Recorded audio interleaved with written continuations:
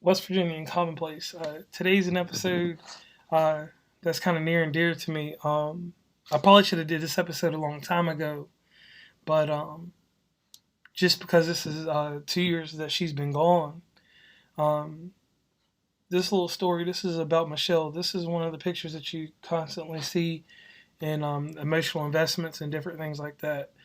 Um, Her name was Michelle. Me and Michelle got together for a brief period of time, and we had a relationship.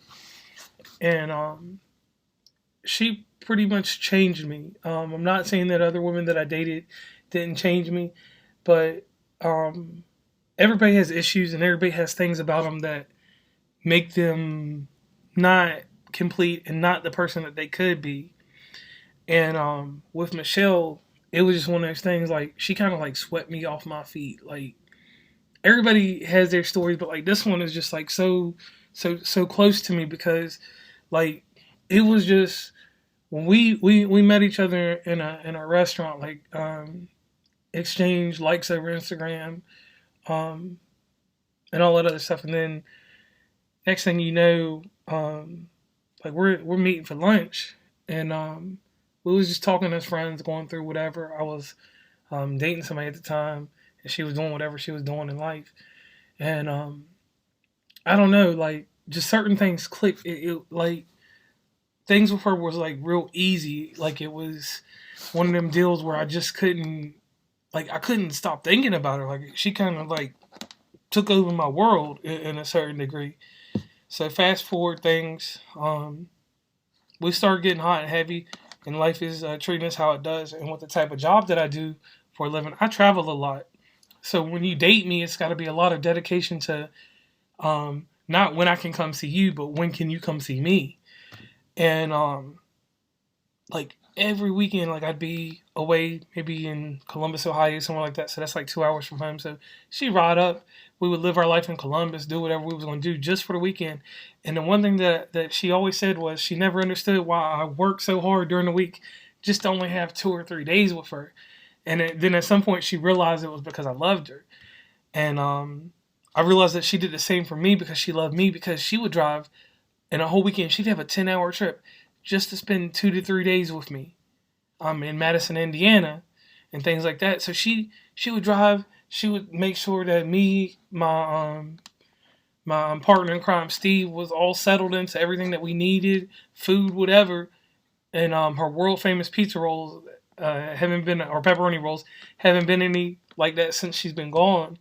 And you know, it was just crazy that type of devotion because I never had that devotion from somebody to be so much about me and to worry so much about me and to like just put me in their hands and kind of be like, I care for you. Straighten up some of the things you're doing. Don't sit here and lie about this and that. Don't do all this extra stuff. Just go back and be the person that you was before you got hurt. She was the first person that actually dealt with the hurt that I had. It was always me, and it's always been me worrying about everybody else's hurt.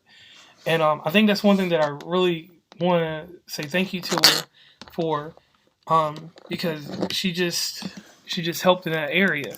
And even to this day, it's just like I've gone on in life now and moved on to a certain degree, but it's just like she was there. She took care of the minor parts of me that were not whole, and she helped me get them back. Now, inside this story, there's trials and tribulations. Like um, our transition to being together was not that smooth, but once it got on point, it was just me and her. Like she showed me a way of being transparent about everything, and I'm talking about everything from trust to just everyday events. Like I didn't have to just sit there and be like, I got this going on. Da, da, da, da. I could just go from point A to Z and just explain it and not have to like feel like I had to sugarcoat anything. There was just 100% transparency. If we had issues, we kept those things in house. We didn't take them out in the public and I pass it along to this friend or that friend for advice. We just sat there and we dealt with it, even if it meant that we sat in a room and we had iPhones up to our face or iPads or whatever, playing PUBG or something until we worked it out, or until she got the win or I got the win or Mario Kart or something, some way to solve it. We always figured a way to solve it. Um, but Michelle had some things going on with her. Um, Michelle passed away from gastric bypass surgery. She was nicked in her bowel and she got septic and they found it too late and she passed away. But inside her story, um, this was a lady that had a lot of hurt that was done way before I came along. Because someone in life, an individual, I will not name them, but I will say that someone in life told her that she was too fat, that she wasn't pretty, that she wasn't the right fit for him. And that stuck with her. And no matter what I did, I pleaded with her. We were doing all the necessary things to get her to the ideal weight that she wanted to be without the surgery. She still went on and had the surgery. Um, and outside of that, it was a real hard struggle for me because, like, I usually have this personality that is so overwhelming to people that you kind of follow what I do, not in a tough man way or anything like that, but I kind of usually have something factual or things to go on to get you to come to my persuasion. Not manipulative or anything like that, just like a comfortable way of like, hey, this might be the right way to go, or it may not be the right way to go. Well, in this instance, like she was dead set on this, so I stood behind her. But I told her the day before she had the surgery how I felt about it, and we had a little argument. We worked through it, and the sad part of the story is like I didn't get to say goodbye the way I wanted to. But one message that I want to get out here, real quick and clear, is this: as lovely as she was as a person, because nobody ever had a bad story or a tale with her. That deep rooted hatred and anger for what this one person did to her, or the one person's words that she let sit inside her and erode her being, essentially took away parts of her life. I'm not saying it caused her death, but what I'm saying is people, you should always have a deep respect for yourself, and to know that people's words, they do hurt, but they will not constantly keep following you unless you let them follow you. I know that concept's kind of hard, and it's one thing I wanted to talk about because a lot of fans, they always ask, they like, what happened and all this other stuff, and like I tell them, that was one of those great things where I say that I had a whirlwind romance, and it's one of those things that I'm glad that I had, but the end result of all that and all that hurt, the anger, the anguish, and the hard regret that I feel like there was so much more I could do because I do so much more for other people. And even to this day, I wonder, was I really the strongest person I could have been for her? Was I the guy that I was supposed to be for her? Was I the man I was supposed to be in this situation? And when you do what ifs, you never get an answer. So the thing that I definitely take away from that is this: that Michelle was a great lady. She led her life the way she needed to. She embraced the lives that she needed to, and enhanced the lives that she needed to. And from that point forward, I carry on her dreams and some of her legacies there, and try to help people. I'm never going to sit back and not help people or anything like that. And it's just something like, you know, it was the first time in a long time I had felt defeated. And everybody knows I do references to wrestling.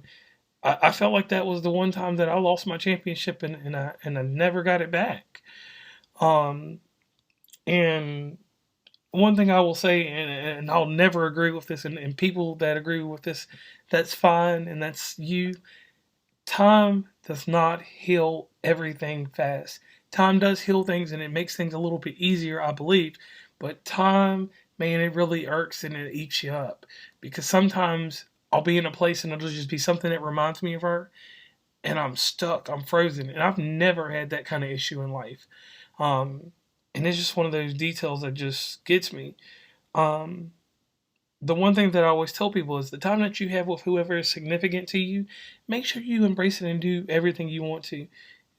Me and her, she was a big fan of the Cincinnati Reds, so we got to go to a Cincinnati Reds game. She liked the city of Indianapolis, she loved Columbus, she loved Pittsburgh, she loved all those places.